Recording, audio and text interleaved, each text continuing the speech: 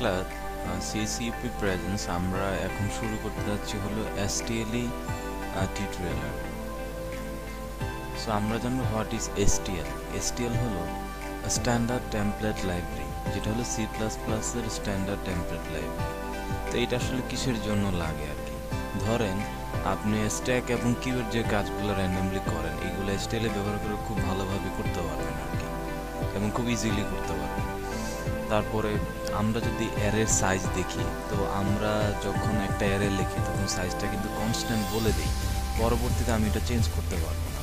কিন্তু আমরা যদি এসটিএল এর ভেক্টরটা ইউজ করি তাহলে কিন্তু আমরা খুব সহজেই ডাইনামিক, এক কথা এটাকে ডাইনামিক অ্যারে বলে, আমরা খুব ডাইনামিক হয়ে যেমন ইচ্ছে মতো বাড়ায় কমায় সাইজ নিতে পারবো আর কি।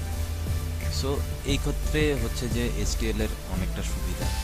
আর যদি আরও দেখি যে এরা কী করে, আসলে এসটিএল ইউজ হচ্ছে মূলত হচ্ছে কি কোনো একটা কোডকে সে ডেলিভার ফাস্ট করে, তারপরে এফিসিয়েন্ট করে, রাবাস্ট কোড করে। রাবাস্ট শব্দটার মানে হচ্ছে কি স্ট্রং কোড করা আর কি। ডেলিভার ফাস্ট মানে হচ্ছে কি যদি কোনো একটা প্রবলেমের মেমোরি লিমিটটা খুবই কম দেওয়া হয় তাহলে হচ্ছে কি আমার খুব কম সময়ের মধ্যেই কোডটাকে ডেলিভার দিতে হয় আর কি। সো আমি এসটিএল ইউজ করে খুব সহজে এটা করতে পারবো। এখন এসটিএল এর মূলত তিনটা ক্যাটাগরিজ আছে, একটা হচ্ছে মানে কন্টেইনার্স, তারপর একটা ইটারেটরস আর একটা অ্যালগরিদম। এই তিনটা ক্যাটাগরি দিয়ে মূলত এসটিএলটাকে ডিসক্রাইব করা হয় আর কি। সো যদি আমরা কন্টেইনার্স দেখি, কন্টেইনার্সে আছে সিকোয়েন্সিয়াল আর একটা হচ্ছে অ্যাসোসিয়েটিভ আর কি। সো কন্টেইনার্স হচ্ছে মূলত বেসিক্যালি যেখানে ডেটা মানে রাখে, যেমন লিস্ট, ভেক্টর, তারপরে ম্যাপ, সবগুলোকে সে যেমন পেয়ার করে রাখে বা আরও আরও ডেটা অনেকগুলো রাখে আর কি, যেগুলা মূলত এটা কন্টেন্ট একটা বক্সের মতো হিসাব করা যায় ঠিক এইভাবে। একটা হচ্ছে ইটারেটর। ইটারেটর হচ্ছে কি, এটা হচ্ছে র্যান্ডমলি মানে জাস্ট একটা পয়েন্টারের মতো কাজ করে, যে আমি কোনো একটা ডেটাকে অ্যাক্সেস করব সেটার জন্য বলে আমরা ইটারেটরটা ইউজ করে রাখি, যেন র্যান্ডম অ্যাক্সেস করা যায়, বাই ডিরেকশন করা যায়। তারপরে এখানে তার কিছু ইনপুট ইটারেটর আছে, আউটপুট আছে, যেগুলো বেসিক্যালি আমরা সামনে গেলে দেখবো আর কি আস্তে আস্তে।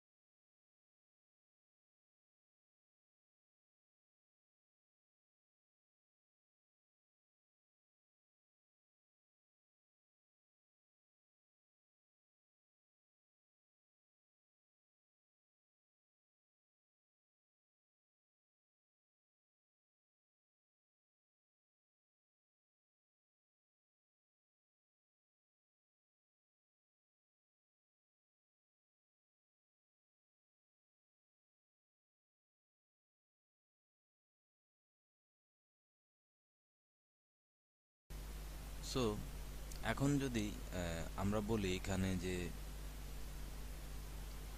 আরেকটা আছে যে আমাদের অ্যালগোরিদম আর কি। সো অ্যালগোরিদমটা হচ্ছে কি, যেমন আমরা কিন্তু আমাদের হেডার ফাইল এখানে অ্যালগোরিদম ইউজ করে আমরা স্ট্যাক, তারপরে কিউ শর্ট, ঠিক আছে, তারপরে রিমুভ করতে পারি, আরো অনেকগুলা কাজ করতে পারি আর কি।